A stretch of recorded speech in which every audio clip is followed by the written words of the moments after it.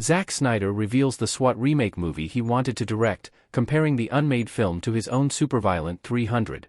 Released in 2003, Clark Johnson's action thriller starred Colin Farrell, Jeremy Renner, Samuel L. Jackson and Michelle Rodriguez in the high-octane tale of an elite police unit tasked with transporting a drug kingpin who's offered a reward to anyone who can free him from custody.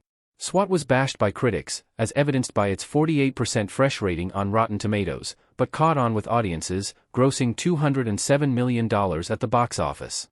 The PG-13 rating for SWAT helped it put up such good box office numbers, but the movie originally could have been an R-rated, super-violent action film, as Snyder revealed recently while talking about the other project he tried taking on before directing Dawn of the Dead.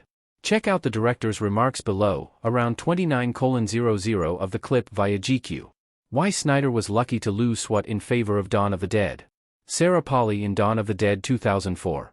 Sony had no reason to be unhappy with the version of SWAT that was delivered, given its $200 million-plus box office performance. It indeed sounds as though Snyder's version of the movie would have been a hard R, a move that would have limited the film's box office prospects. Snyder could not have literally pitched his SWAT as 300 with machine guns, as 300 did not release until 2007, but in telling his story, his bending of the truth effectively conveys the type of action film he had in mind before Sony passed.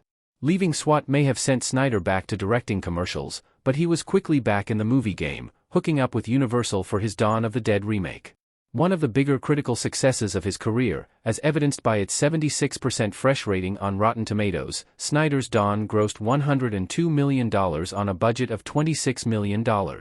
That box office win propelled Snyder forward, paving the way for him to release his $456 million smash 300, the film that vaulted him to become the main creative force behind the now-defunct DCU.